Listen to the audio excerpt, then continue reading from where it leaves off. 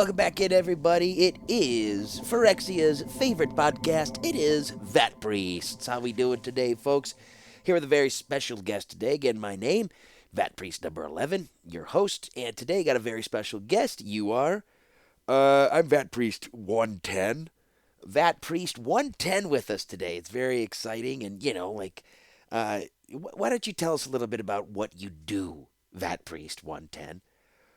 Well, basically, I'm in charge of the pumping of the oil into each and out of the vents and vats.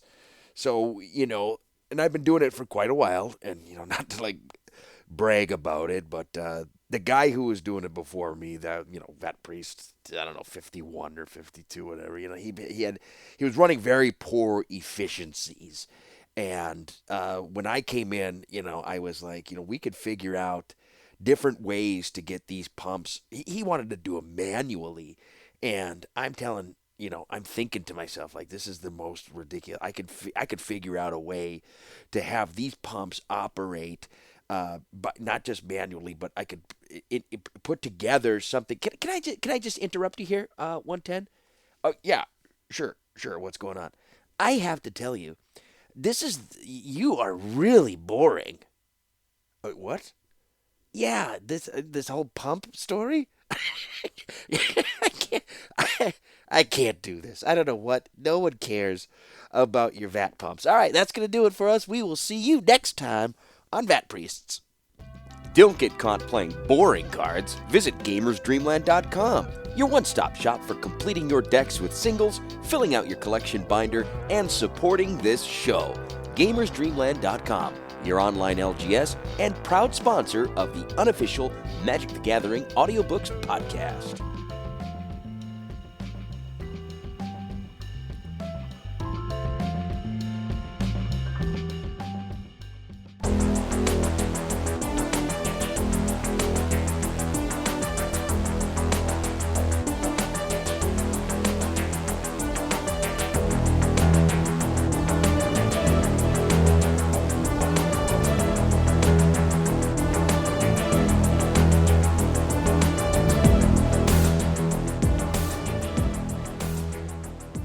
Chapter 24.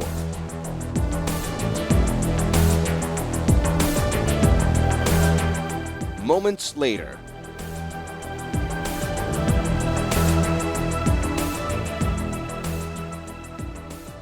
The Power Stone armor saved him.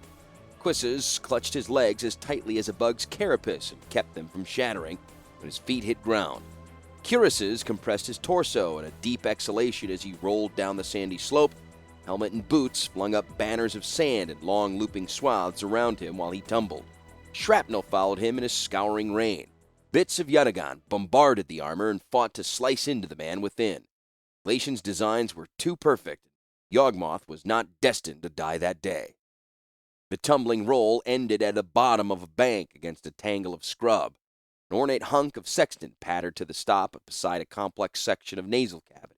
Among the larger pieces of debris was a Thran officer, likely the captain of the ship he had staved.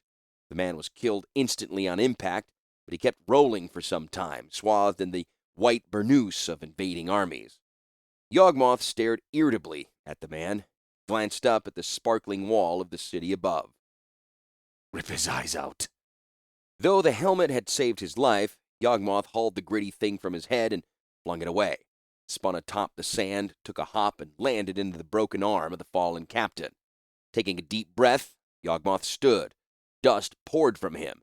He seemed a ghost rising from the desert. Perhaps the Hellsites would think him slain. Perhaps he would see what they would do in his absence. He strode up the bank and looked back, hoping to see other survivors, enough to form a loyal band. Instead, he saw Thran soldiers swarm the mirror arrays. They were as thick as ants on the distant devices. Cudgels and battle axes fell in the morning light, smashing reflectors even as the sun awakening across them. The array teams and their Phyrexian defenders were overrun, slaughtered. In moments, one whole array was destroyed. Shards of glass made a gaudy spectacle in the sand. Other arrays were falling. 2 had been lost during the night. Now the other 7 were smashed one by one. That meant no solar gun. That meant no more orbs charged until the war was done. That meant no new Power Stone cores, no new implosion bombs, no new ray cannon batteries. Might have ended the war just then for a lesser commander. Yawgmoth had stockpiled Power Stones, and his greatest weapons were even then being assembled in the second sphere of Phyrexia. The Thran Bashers concluded their work. Gathering beyond the shattered mirrors, they began a steady march eastward, toward Halcyon, toward Yawgmoth. He descended the sandbank. He would have just enough time to strip the Thran captain of his burnous and insignias. They would fit well enough over Yawgmoth's Power Stone armor. The rest of the man could be buried, with only his helmeted head jutting from the sand. It would be enough to fool the Thran troops. Yawgmoth would accompany them to the base of the extrusion and begin the climb. He would destroy a whole contingent of the Thran army and rise, resurrected, into his city, and tear the gunners' eyes out.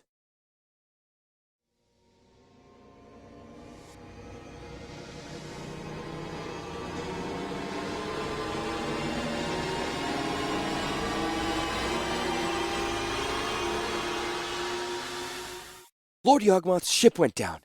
The breathless courier panted rapidly. She paused, calming her voice. All hands and our ruler are presumed dead. Commander Gix stared out at the garrison, his Phyrexian guard. It would take hours to deploy the ground forces. What with the ruined lift, the Phyrexian steeplejacks, though, could climb to the exit port in minutes. They were amazing fighters, folks with the general body configuration of sloths, but the speed of horses. They could gallop across cliff faces as if they were planes. Steeplejacks were smart, too. Their human intelligence was quickened by a cannibal wit. They only looked ignorant because of the simian spread over their lower faces, allowing a toothy jaw wide enough to bite off their victims' heads. Excuse me. Commander, did you hear? Lord Yawgmoth is presumed dead. Never presume Yawgmoth dead, Gix replied levelly. He is not. I would know. I would sense it. I was told to await your orders, the young woman said, dipping her head in apology. My orders? Gix began, and then realized he was next in command. My orders to whom? Who sent you with this message? The commander of the Hellsight Guard, of course. The commander does not know how to deploy his forces? How to fire his guns? How to drop his bombs? Of course he does, stammered the courier. But he instructed me to ask if Lord Yawgmoth's presumed condition might cause a change in military policy. Gix's eyes flared. Surrender? The commander of the Hellsight Guard wants me to consider surrender? He only indicated that all options, every option is yours. He is a coward and a traitor unworthy of his post. A keen smile filled Gix's face. Yes, every option. My orders are these. The commander of the Hellsight Guard must resign immediately. I'm taking command of his forces. The courier had nothing to say to that. I am leading my Phyrexian Guard into the city. You will accompany us as we ascend. Deliver your message to the commander in my presence. I want you to have a weapon ready. If he does not surrender to my custody, I want you to slay him. He will not be expecting it from you. Understood? Yes, Commander, the courier said, eyes lowered. Permission to speak? Granted. What will happen to the commander, sir? Gix's smile deepened. Perhaps he can be rehabilitated here in Phyrexia. Perhaps he become a great Phyrexian warrior. If he does not surrender, you will kill him. Yes, Commander, courier replied, hand on the dagger at her waist. Lord Yawgmoth is no longer presumed dead. My steeplejacks will recover him. Yes, Commander. Gix tenderly lifted her head. His own fingers were tipped now with claw-like nails. In her innocent eyes he saw his reflection, menacing and inhuman. At least there was that smile. Perhaps the commander has no merit, but if you do, my dear, you may well have a place among us. Yes, Commander.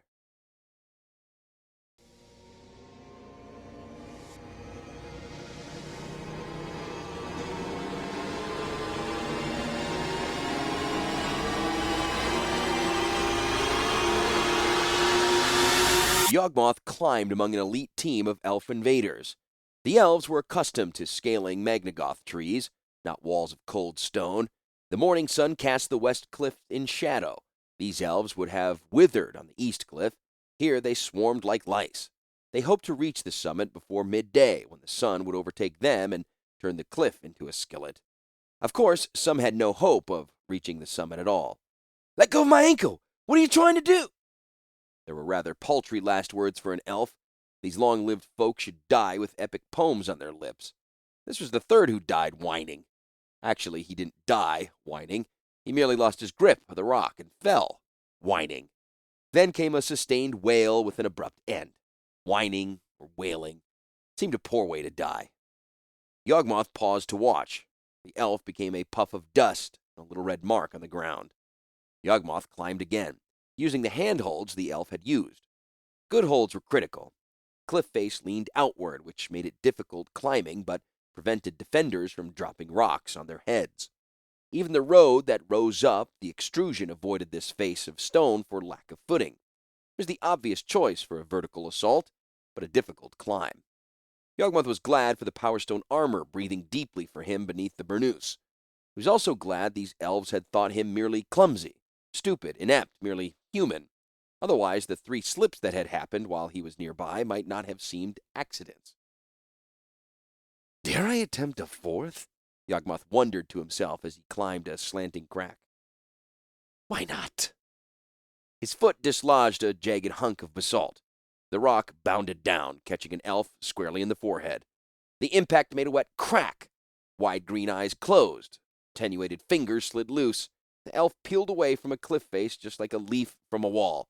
He tumbled most beautifully of all, laid out fully. The killing stone rested like a rakish crown on his staved forehead. "Enough!" came a shrill voice above Yawgmoth. It was an elf warrior woman. She had looped a length of silken rope about a jutting stone and wrapped it around her wrist. Her legs were folded in a crouch against the rock wall, and she glared down at Yawgmoth. "Enough! Move away from us! Ally or not, you humans are so stupid, you might as well be agents of—" Her rant broke off. Wide lavender eyes grew wider still. "What is that? Under your burnous, what is that?" Yawgmoth glanced down to see the Power Stone armor gleaming beneath the open neck of his robes. He drew the throat closed, sensing other elves climbing up around him. "What is it?" "Just a souvenir, a trophy. Really, I got it from that crashed ship back there. They say this stuff stops arrows and swords and everything." The elf's woman's eyes narrowed, and the emotion behind them shifted. "Souvenirs? Grave robber! Human scum! No wonder you're such a clod, weighing 50 pounds of armor. Who needs armor on a climb like this?" Yawgmoth stared up past her. The cliff face was silhouetted black against the bright sky. Dark figures moved rapidly across it, descending. "Looks like all of us do."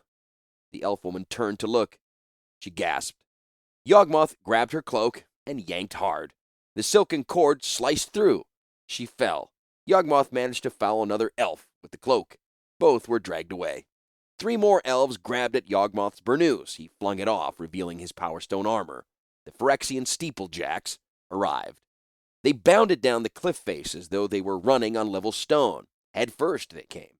Their shoulders worked furiously beneath black mail. Their crescent claws caught easily in any crevice that presented itself. From the nose upward, their faces were still vaguely human, though broad and grotesque grins filled the lower halves of their heads. One steeplejack opened its mouth. Filed teeth spread in a round bite, and double-jointed jaw ratcheted wide. It seemed a living bear trap grafted onto a human head. Within that enormous mouth, the creature's vestigial human tongue lay slack and puny, a mere flap of skin. The steeplejack's first victim gazed dumbfounded at that limp muscle, even as it slapped his cheek. The jaws snapped shut around his throat, then all went black. Black for one elf, red for all the others. Even in a slim elf body, there are gallons of blood. The steeplejack reveled in the crimson spray. Gore hissed out between the thing's teeth and blanketed the other elves. They shied back, one falling even before the headless corpse tugged free of its severed sinews and tumbled downward. They fell side by side, the body trailing a red spiral in the air. Yawgmoth gazed happily at the steeplejack. The thing opened its mouth again, letting the skull fall between its teeth. The steel-trap jaw clamped again, crunching through cheekbone. an auditory canal, and into the brain case. It seemed only a gray pudding between those teeth. 3 more steeplejacks were even then eating their way through the other elves. Lower down, invaders dropped off the wall, limp with terror. A few flung themselves away, choosing a better death. Some even mustered a line of poetry as they did. It was lost on Yawgmoth. He heard only the contented work of the steeplejack's jaws, saw only the mottled ball of meat and bone that had once been the elf's head. "You are one of Gix's boys, aren't you?" Recognition dawned in the creature's eyes, and it nodded. "Good. You understand," Yawgmoth said. "I figured you must be intelligent, or you would have bit my head off too. But how smart are you? Do you know who I am?" The look in the steeplejack's eyes deepened to fear and reverence. It opened its dripping gob, and out tumbled the masticated head. "Yawgmoth!" It bowed its own head, pressing one wet cheek to the stone. "Yes," he replied. "You think you could carry me to the city?" The creature nodded avidly, leapt forward, swung an arm around him, and began a lurching ascent. As they went, Yawgmoth contented himself, watching the bodies rain down from the sides of the cliff. In time, his attention returned to the laboring figure that carried him. A slow smile spread across his face. "I know you. You were one of the first Health Corps workers. Zod! Yes, your name was Zod." A look of pride shone in the steeplejack's eyes. "Yes, Lord Yawgmoth. Yes!" "You look beautiful," Yawgmoth said in unabashed amazement. "You look beautiful." "Yes, Lord Yawgmoth."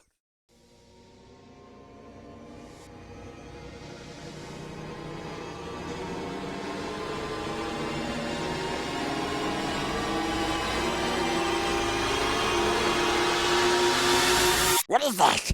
What is that?" hissed one of Rebecca's goblins. The creature was supposed to be helping to install the temple's control stone. Instead, he stood at the western edge of the temple and stared down at the battle below. "What is that?" Every repetition of that question drew more goblins away from Rebecca and the weighty icosahedron. "What is that?" "Get back over here," growled Rebecca as she hauled futilely at the pallet that held the stone. The icosahedron they finally had found was huge, the size of a man and 4 times the weight. "What is that?" "What is what?" she yelled. "Mistress Rebecca," said one of the older goblins. "I think you ought to come see this." With a final groan of aggravation, she released the pallet. She brushed off her hands and stood. "I know it's hard to concentrate with battles below, but the whole reason we're trying to get this stone into place is to save us all from the battle. And unless I have some help from you—" Her admonition broke off mid-sentence as she stared down past scabby heads, past the gleaming edge of the temple, past even the western wall of the city, to the cliff face. There, dark figures bounded, attacking the Thran soldiers who climbed. They seemed black fleas and white lice. The black fleas were incredibly nimble. They swarmed in, and wherever they went, Thran fell to their deaths. "More artifact creatures? More machines?" Rebecca mused. Surely not. All of Halcyon's mechanical defenders, aside from the sand crabs, were Glacian's designs. Rebecca knew all of her husband's work. Nothing like this had ever appeared. Still, what else could it be? "They must be machines." "Nah, them's people," the old goblin said. "People?" Rebecca asked. "Yep. That's what Yawgmoth does to him. Changes him. Makes him into Phyrexians." "Phyrexians?" Rebecca echoed. She had seen minor mutation, hypertrophy, giantism, but nothing like this. Tens of thousands of Halcytes had thronged to Phyrexia. And this is what Yawgmoth was doing with them? Rebecca wandered away from the spot, shock making her arms and legs numb. "I knew he was improving them, but this?" There were no sounds of battle here in the temple, but all that went on in the city was shown in prismatic sections through the structure. Rebecca saw more moving forms, loping, scuttling, capering, vaulting, inhuman figures making their way down the streets. Her feet felt as if they belonged to someone else as she plodded to the eastern overlook. There, troops marched down Council Boulevard. One side of the street was filled with Halcite guards, and the other with Phyrexian guards. As severe and frightening as the Halcite guards were in their silver armor, the Phyrexian troops were not even recognizably human. Fangs, claws, antennae, stingers, hackles, manes. It was a surreal procession. At the head of the two columns were their commanders. "This is what he's doing to them?" Rebecca said, disbelieving. The columns halted on the steps of the council hall. Commander Gix and the Hellsite Guard commander strode up to the first landing. One of Gix's Phyrexians came with them, the hulking figure, 2 heads taller than the commander's. Its head was a huge ball of muscle. Dagger-sized teeth resided behind a grotesquely swollen jaw. Its arms hung to its knees, and it hunched up the stairs too small for its clawed feet. Gix was addressing the troops. Rebecca could hear nothing. His speech was angry, his gestures clipped. In the end, he gestured the Hellsite Guard commander to his knees. The man reluctantly dropped. The Phyrexian beast loomed forward. Rebecca cringed away. She closed her eyes and hid them in her hands. That man's death, that man's blood, would gleam in a million facets all around her. A voice broke in the silence, the voice of the old goblin. "Mistress Rebecca? Come see. One of them ape peoples got Lord Yawgmoth. It's carrying him up on the city. Lord Yawgmoth's alive!" Climbing to her feet, Rebecca lifted her eyes toward the bright heavens so she would see none of the atrocities taking place below. She staggered toward the control stone. Tears streamed down her cheeks, and through a tight throat, she shouted, "Get over here! All of you, get over here! We've got to get this stone in place!"